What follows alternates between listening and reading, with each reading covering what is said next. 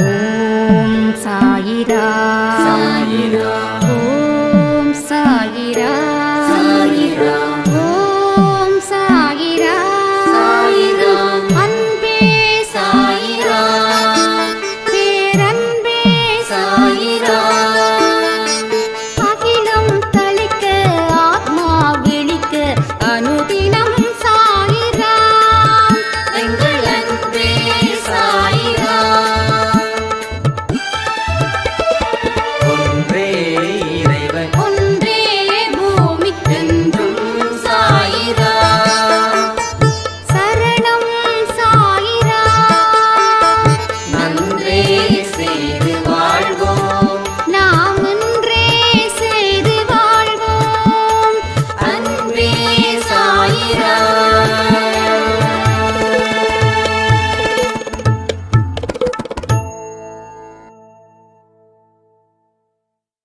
சாயிரா. என் உயிரின் உயிரானவர்களே, என்னால துன்பத்தில் இருந்து மீள முடியவே இல்லை. எவ்வளவுதான் நல்ல விஷயங்களை நான் செஞ்சாலும் எனக்கோ இன்னமோ நல்ல பலன்கள் கிடைப்பதற்கு உண்டான வழிகளே இல்லை. எல்லா கதவுகளும் அடைக்கப்பட்டது போல விழி பிதுங்கி நான் நிற்கிறேன். காப்பாற்றுவதற்கு கூட எந்த மனுஷங்களும் இல்லை. வாழ்க்கையை நினைச்சா எனக்கு ஒரு பயத்தை கொடுக்குது. என்னால் தொடர்ந்து செயல்படாம முடியுமோ அப்படின்னு பயமாகவும் இருக்குது. நான் எந்த வழியில் போவது, எதெல்லாம் சேர்த்துக்கிறது, எதெல்லாம் விடுறது அப்படின்னு சொல்லி ஒரு சாய்ராமுடைய கேள்வி. முதல்ல ஒரு விஷயத்தை நாம் புரிஞ்சுக்கணும். இந்த முதல்ல எதுக்கு எடுத்தாலும் என் கர்மா, என்னுடைய கர்ம வினையினால தான் நான் இப்படி இருக்க அப்படின்றத விட்டுடுங்க. ஏன்னா இது ஒரு ஜென்மத்திலையும் நீங்கள் இந்த மாதிரி தான் யோசிச்சிங்க. இதை யோசிச்சுக்கிட்டே இருந்தீங்க, இதை பேசிக்கிட்டே இருந்தீங்க. அதனால எந்த விதமான புதிய வழியும் உங்களுக்கு திறக்கல. வேறு ஒரு வழி இருக்கு, அந்த பாதையில் நம்ம ஏன் பயணங்கள் மேற்கொள்ளக்கூடாதுன்னு ஒரு கேள்வியை நீங்க கேட்டு இருந்தீங்கன்னா அந்த பாதை எங்க இருக்குது அப்படின்னு நமக்கு தெரிஞ்சிருக்கும். எதை தேடுறோமோ அது கிடைக்கும். எதை தேடுறோமோ அது கிடைக்கும். நாம தேடினது கர்மா, என் பாவம், என் புத்தி, என் மனசு, அது இதுன்னு சொல்லி அதுக்குள்ளே நம்ம இருந்துட்டோம். வேற ஒரு பாதையை தேர்ந்தெடுக்க மறந்துட்டோம். அப்ப இந்த ஜென்மத்தில் மட்டும் இதை பத்தி நீங்க சிந்திக்கல. எல்லா ஜென்மத்திலையும் நீங்க இதை பத்தி தான் சிந்திச்சிங்க. ஏன் தெரியுமா? அப்படி சிந்திச்சிருந்தா இன்னைக்கு பாவங்கள் இல்லாத ஒரு வாழ்க்கையை நீங்க வாழ்ந்திருப்பீங்க. நேற்று செய்த செயல் இன்று தாக்கும், இன்று செய்யக்கூடிய செயல் நாளை தாக்கும். இதை எத்தனை பேர் நம்புறீங்க? இதை எத்தனை பேர் ஃபீல் பண்றீங்க? நேற்று செய்த செயல் இன்னைக்கு தாக்குது. இன்னைக்கு தாக்குது அப்படின்னு அந்த விழிப்புணர்வு இருந்தாதான் இன்னைக்கு செய்யக்கூடிய செயல் நாளைக்கு நம்மளை தாக்காம இருக்கும். மனிதன் விழிப்புணர்வு இல்லாத நிலை அவனுக்கு மரண வாழ்க்கையே கொடுக்குது. விழிப்புணர்வு மிக மிக முக்கியமா இருக்கு. ஆனா இன்னைக்கு ரோட்டில் ஒரு மனுஷன் எதையோ நினைச்சுக்கிட்டு வண்டி ஓட்டுறான். என்ன ஆகுது அவன் நிலைமை? அதே போல ஏதோ ஒரு சிந்தனையை வச்சு வேலை செய்கிறான். என்ன ஆகுது அவன் நிலைமை? அதே போல ஏதோ ஒரு வாழ்க்கையை வச்சே வாழ்ந்துகிட்டு இருக்கான். என்ன ஆகுது அவனுடைய நிலைமை? கடந்த காலத்தில் ஏற்பட்ட கஷ்டத்தை நினைச்சு நிகழ்காலத்தை கெடுத்துக்கிட்டு இருக்கிறான் மனிதன். அப்ப நிகழ்காலத்தில் கெடுக்கும் போது எதிர்காலம் சிறப்பாக அமையும். நீ எந்த காலத்தில் வாழணுமோ அந்த காலத்தில் வாழணும். நீ நிகழ்காலத்தில் வாழ்ந்துக்கிட்டு கடந்த காலத்தில் இருக்கக்கூடிய எண்ணங்களை நீ சுவாசிச்சா கடந்த கால வாழ்க்கையை தான் நீ வாழ்ந்துக்கிட்டு இருக்கன்னு ஏன் அது நமக்கு தெரியல? அப்போ நம்ம என்ன பண்றோம்? என்னுடைய கர்மா, என்னுடைய விதி, என்னுடைய தலையெழுத்து, இந்த 3 வார்த்தைகளை பேசுறவங்க வாழ்க்கை கடைசி வரைக்கும் இன்பமா கிடைக்கும், இல்லை வெற்றியா கிடைக்கும், இல்லை உங்க தனித்துவம் விளங்கிடுமா, இல்லை உங்க சிறப்பான வாழ்க்கைய வாழ்ந்திடதா முடியுமா? அப்போ இது கிடைக்காம போகாது. அது கிடைக்காம போவதற்கு காரணமா அமைஞ்சிருக்கிறது உங்களுடைய யோசனை, உங்களுடைய அனுபவங்கள். ஒரு மனுஷனுக்கு அனுபவம் 2 விதத்தில் கிடைக்கும். ஒன்று நல்ல அனுபவம். அந்த நல்ல அனுபவம் உங்க வாழ்க்கைய நல்லதை செஞ்சு கொடுக்கும். அதே போல உங்க கெட்ட அனுபவம் வாழ்க்கையில கெட்டதை தான் செஞ்சு கொடுக்கும். இப்ப நல்ல அனுபவம் எப்படி? என் வாழ்க்கையில கடந்த காலத்துல பல சோகம், கஷ்டம், துன்பம், இது எல்லாமே ஒரு மனுஷனுக்கு கஷ்டத்தை தான் கொடுக்கும். அதனால தான் அது பேரில் கஷ்டமும் இருக்குது, துன்பமும் இருக்குது. கஷ்டத்துக்கு என்ன டெஃபினேஷன்னா அழுகிறது, துன்பத்துக்கு என்ன கஷ்டம்னா அழுவுறதை தாண்டி வேறு எதுவுமே இல்லை. அப்போ கடந்த காலத்தில் ஏற்பட்ட நிகழ்வுகள் உங்களுக்கு அனுபவமாக இருக்கு. அதை நல்ல அனுபவமாக மாற்றுறதும் இல்லை கெட்ட அனுபவமாக மாற்றுறதும் உங்களுடைய கையில் தான் இருக்குது. கடவுள் கையில் இல்லை. கடவுள் கையில் இல்லை. உங்க வாழ்க்கை உங்களுக்குள்ள இருக்குது அப்படின்றத தெரிஞ்சுக்க தான் கடவுள் பல இடத்துலையும் உங்களுக்கு கண்டிஷன் அப்படின்ற பேர்லையோ, இல்லை அன்புன்ற பேர்லையோ, இல்லை தண்டனை அப்படின்ற பேர்லையோ சொல்லி கொடுத்துக்கிட்டே இருக்கார். முதல்ல அன்பா சொல்லி கொடுக்கிறார் கடவுள், அதுக்கப்புறம் கண்டிஷன் கொடுக்கிறாரு கடவுள். அதையும் கேட்கலன்னா தண்டனையின் அடிப்படையில் சொல்லி கொடுக்கிறார் கடவுள். ஆனால் இந்த 3 வகையில் இப்போ எந்த வகையில் சொல்லி கொடுக்கிறாருன்றது தான் நாம் தெரிஞ்சுக்கணும். இப்போ சொல்லி கொடுக்கக்கூடிய பாடம் தண்டனையின் அடிப்படையில் கொடுக்கிற பாடம். அன்பா சொல்லி பார்த்தாரு கேட்கல, கண்டிஷனாக சொல்லி பார்த்தாரு கேட்கல. இப்போ தண்டனையை கொடுத்து அது மூலமாக வாழ்க்கையை மாற்றணும்னு நினைக்கிறாரு. அதில் நானும் ஒருவன், நீங்களும் பல பேர் இருக்கலாம். யார் யாருக்கெல்லாம் தவிர்க்கவே முடியாது அப்படின்னு ஒரு துன்பம் வந்திருக்கும், நிலையான துன்பமாக இருக்கும், இத்தனை வருஷங்கள் ஆகியும் அதை தீர்க்க முடியலன்னு சொல்லி இப்போ சாய்ராம் சொன்னாங்களே, அந்த மாதிரி தண்டனை ஏன் கொடுக்குறாருன்னா, ஒரு பாடத்தை சொல்லி கொடுத்து அதை திருத்த முயற்சிகள் செய்கிறாரு. இதுதான் கடைசி. இதை நாம சரி பண்ணாம போயிட்டோம் அப்படின்னா கடவுள் கைவிட்டுருவார். அப்போ ஒரு சில மனுஷனுடைய வாழ்க்கை கடைசி வரைக்கும் துன்பத்தை சார்ந்ததாகவே இருக்கும். நல்லா யோசிச்சு பாருங்க.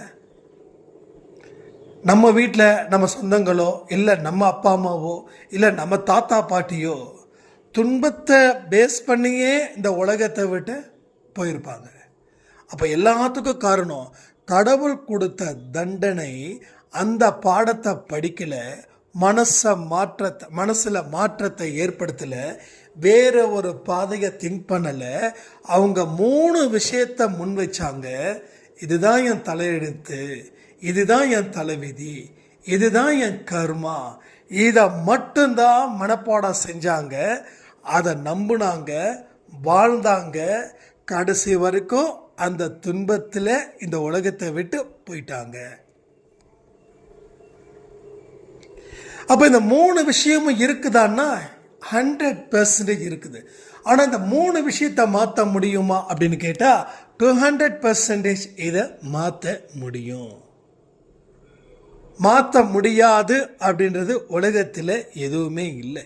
Just like that. பாருங்க, பறவையை பார்த்த விமானம் படைச்சானா?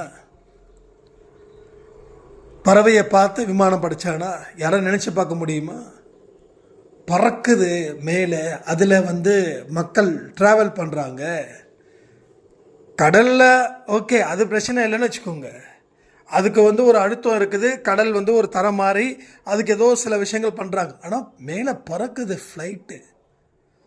எப்படி ஆச்சரியமாக இருக்கா இல்லையா?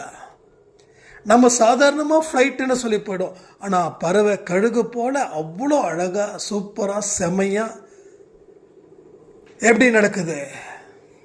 அப்போ முடியாது அப்படின்றது எதுவுமே இல்லை. நீ முடியாதுன்னு நினைச்சதால அது முடியாமல் போயிடுச்சே தவிர கடவுள் மேலே எந்த தப்பும் இல்லை. நீ தலையெழுத்துன்னு சொல்றியே, அந்த தலையெழுத்தை கடவுள் எழுதுனதை நீ பார்த்தியா? என் தலையில் அப்படிதான் எழுதி இருக்குதுன்னு நம்மளால் காட்ட முடியுமா? ப்ரூஃப் பண்ண முடியுமா? சொல்லுங்க. அப்போ எல்லா விஷயத்தையும் ஒருத்தன் முடிக்கிறான். இன்னொருத்தனால முடியாததை இன்னொருத்தன் முடிக்கிறான் அப்படின்னா அப்போ அவனுக்கு மட்டும் தலையில் முடியாததை முடிக்க முடியும்னு சொல்லி கடவுள் எழுதி வச்சிருக்காரா என்ன? சொல்லுங்க. ஜஸ்ட் திங்க் பண்ணுங்க. என்னைக்கு நம்ம திங்க் பண்ணுறதை நிறுத்தணுமோ அன்னைக்கே நம்ம வாழ்க்கையில் எல்லாமே போச்சு. பாசிட்டிவாக திங்க் பண்ணுறது 10%, நெகட்டிவாக திங்க் பண்ணுறது 90%. ஒரு 50-50 இருந்தால் கூட தப்பிச்சிருக்கலாம். ஆனால் 10க்கு 90 எங்கே இருக்குது யோசிச்சு பாருங்க. அதாவது தினமும் நல்லா சாப்பிட்றவங்க அடுத்த நாள் சாப்பிட்டதில் கால்வாசிக்கு கொஞ்சம் சாப்பிட்டா என்ன ஆகும்? உடம்பு கெட்டு போயிடும், உடம்பு வீக்காகிடும், மனசு கெட்டு போயிடும், எதுவுமே செய்ய முடியாது. ஏன்னா உங்களுக்கு தேவையான உணவு உங்களுடைய உடம்பு, உங்கள் வயிறு கேட்குது, உங்கள் வயிறு கேட்குது. அதே நேரத்தில் 10 இட்லி சாப்பிட்ற இடத்துல, உதாரணத்துக்கு சொல்கிறேன், யாரும் 10 இட்லி சாப்பிட்றது இல்லை, உதாரணத்துக்கு சொல்கிறேன், 10 இட்லி சாப்பிட்ற இடத்துல ஒரு 100 இட்லி சாப்பிட முடியும்னு நினைக்கிறீங்க? நினைக்கவே முடியாது. ஏன்னா 10 இட்லினா மீறி போனால் ஒரு 5 இட்லியை சாப்பிடலாம். 16வது இட்லி சாப்பிடும்போது வாமிட்டே வந்துடும். ஏன்னா வயிறுக்கு நிறையவா உணவு தரணும், அவ்வளோதான். அதுக்காக அதிகமாக வச்சுக்கக்கூடாது, கம்மியாக வச்சுக்கூடாது. நான் உதாரணத்துக்கு சொல்கிறேன். அப்போ அதே போல் வாழ்க்கையில் நம்ம எப்படி உடலுக்கு தேவையான உணவு நம்ம வாழ்க்கையை வாழ செய்யுதோ அதே போல் பாசிட்டிவிட்டின்ற உணவு இருந்தால் தானே நீ ஜெயிக்க முடியும். அப்போ உன் மனசுக்கு தேவையான உணவு என்ன? பாசிட்டிவான உணவுகள். நீ வாழ முடியுன்ற நம்பிக்கை, உன்னால் எதையும் சாதிக்க முடியுன்ற நம்பிக்கை, உன்னால் யாருக்கும் எந்த பிரச்சனையும் இல்லாமல் சிறப்பாக வாழ முடியும், யாருடைய கையையும் நான் நம்ப மாட்டேன் அப்படின்ற நம்பிக்கை இருந்துருச்சுன்னா நீ நினைச்ச அத்தனை விஷயத்தையும் உன்னால செய்ய முடியும். இல்லைன்னா ஒரு அடி எடுத்து வைக்கிறதுக்கு கூட உன்னால் முடியாமல் போயிடும். ஒரு அடி எடுத்து வைக்க கூட உன்னால் முடியாது. புரியுதா உங்களுக்கு? இது எல்லாத்தையும் நாம் எது டிசைட் பண்ணுதுன்னா நம்மளுடைய மனசு. மனசு நமக்கு எஜமானனாக இருக்கக்கூடாது, நாம தான் மனசுக்கு எஜமானனாக இருக்கணும். மனசு என்றைக்குமே ஒரு சர்வெண்ட், ஒரு வேலைக்காரன். நாம் என்ன சொல்கிறோமோ அதை செய்கிறது தான் அவனுடைய வேலை. ஸோ மனசும் நம்மளுடைய வேலைக்காரனா மாற்றணும். மனசை கட்டுப்படுத்த முயற்சிகள் செய்யணும். அப்படி எளிதில் கட்டுப்படுத்த முடியுமா? முடியாது. எதை அடக்கணும்னு நினைக்கிறோமோ அது அடங்காமே போகும். அப்போது இந்த இடத்த தாண்டி ஒரு விஷயத்தை யோசிக்கணும். நல்ல விஷயத்தை நான் எடுத்துப்பேன், நல்லதை நான் சுவாசிப்பேன், நல்லவர்கள் கூட நான் பழகுவேன், தீயவர்கள் என் வாழ்க்கையில் தேவையில்லை, எதிர்மறையாக பேசக்கூடியவர்களை நான் விட்டு விலகுவேன், நல்ல மனுஷங்களோட கூட்டுறவை நான் நாடுவேன் அப்படின்னு. ஸோ ஒரு 5 பேர் குடிக்கிறானுங்க அப்படின்னா 6வதா ஒருத்தன் போனால் அவனும் குடிச்சிருவான். ஒரு நாள் இல்லை ஒரு நாள் குடிச்சிருவான். ஒரு 5 பேர் நல்ல சிந்தனையாளர்கள் இருந்தால் 6வதா ஒருத்தன் போனால் அவனும் நல்ல சிந்தனையாளர்களாக மாறிடுவான். இது லாஜிக். இது சரி. அந்த 5 பேர் நல்ல மனுஷங்களே வாழ்க்கையில் இல்லையே அப்படின்னா அப்பையும் மனசை உடஞ்சிடாதீங்க. ஏன்னா உங்களால் முடியும் அப்படின்ற ஒரு தத்துவத்தை நீங்கள் உங்கள் மனசுக்கு உணவாக எடுத்துக்கும் போது உங்களுக்கு உள்ளேயே அந்த 5 பேர் இருப்பான். அந்த 5 பேர் நீங்கள் நல்லா பார்த்துக்கிட்டிங்கன்னா அவங்களுடைய ஒரு கருத்துக்களும், அதாவது நமக்கு ஏற்பட்ட கஷ்டங்கள் துன்பங்கள் இருக்கே அதை அனுபவ பாடமாக அவங்க சொல்லிக் கொடுப்பாங்க.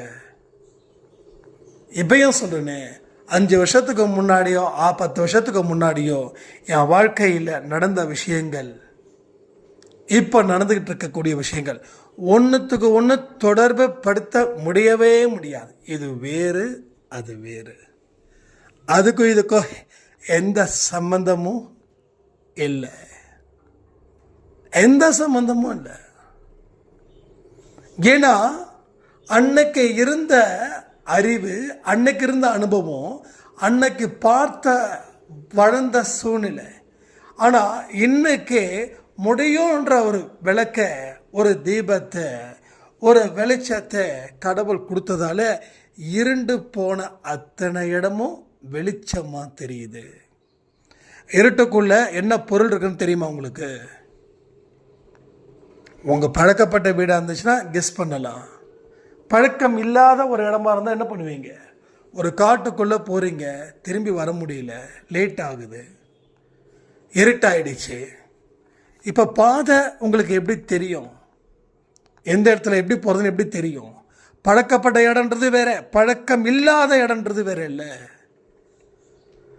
அப்போ இதுக்கு முன்னாடி வந்த அனுபவங்கள் வாழ்க்கையில் எதையுமே இதுக்கு முன்னாடி வந்த கஷ்டங்கள் அனுபவ படத்தை கொடுக்கல. ஆனால் இன்னைக்கு என்னுடைய கஷ்டங்கள் அனுபவ படத்தை கொடுத்துது. இப்போ என்னுடைய கஷ்டங்கள் தான் இருட்டு காடு, என்னுடைய அனுபவங்கள் தான் வெளிச்சம். அந்த வெளிச்சத்தை வச்சு அந்த இருட்டை நான் கடந்தா வெற்றி நிச்சயம். இது சாயின் சத்தியம். அவ்வளோதான். இருட்டாக உட்காந்துருந்த வெளிச்சம் இல்லை, இப்போ வெளிச்சமாக நான் இருக்கிறேன். இன்னமும் நான் இருட்டில் தான் இருக்கிறேன்னு நினச்சி ஏன் உட்கார்றேன்? உன் தலையெழுத்து, உன் தலைவீதி, உன் கர்மா இது நீயாக உருவாக்கப்பட்டதே தவிர பிறரால் உருவாக்கப்படவில்லை என்ற தத்துவத்தை என்னைக்கு நீ மனப்பூர்வமாக ஃபீல் பண்ணுறியோ அன்னைக்கு உனக்கு அத்தனை நல்ல விஷயத்தையும் அள்ளி அள்ளி கொடுப்பேன். இதுதான் கடவுளுடைய சத்திய வாக்கு.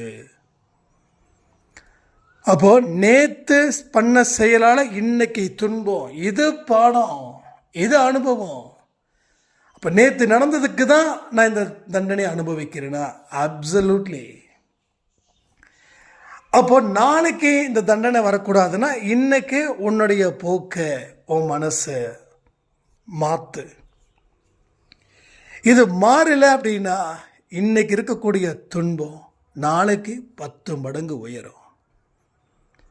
அது துன்பமாக உயரணுமா இல்லை இன்பமாக உயரணுமான்றது உங்களுடைய மனசில் இருக்கக்கூடிய எண்ணங்களை பொறுத்து, உங்களோட மாற்றத்தை பொறுத்து அதற்கு உண்டான ஒரு விடியலும் ஒரு வழியும் இங்கே நமக்கு கிடைக்க போகுதுன்றது மட்டும் உண்மை. ஸோ இதெல்லாம் தெளிவாக புரிஞ்சுக்கோங்க. வாழ்க்கையை வாழ்வதற்கான படிப்புகளை அன்பேசால நல்லா படிக்கிறீங்க. கூட உங்கள் அனுபவத்தையும் சேர்த்துக்கோங்க. 2 படிப்பு. இந்த 2 படிப்பில் என்ன இங்கே நிச்சயிக்கப்படுதுன்னா வெற்றி உறுதி. நம்மளுடைய பிரச்சனைகள் தீர்ப்பது உறுதி. நம்ம கவலைகளை தீர்ப்பது உறுதி. இன்னும் எவ்வளவுக்கு எவ்வளோ பிரச்சனைகள் இருக்குதோ அத்தனை பிரச்சனைகளையும் இந்த நாள் எனக்கு தீர்க்கப்படுவதற்கு இந்த பதிவே ஒரு சாட்சி அப்படின்ற மனநிலை உங்களுக்கு வந்துடுச்சுன்னா உங்கள் வெற்றி உங்கள் வீட்டு வாசலில் வந்து நிற்குதுன்னு அர்த்தம்னு சொல்லி இந்த ஆடியோவை நான் முடிக்கிறேன். ஜெய் சாய்ராம்.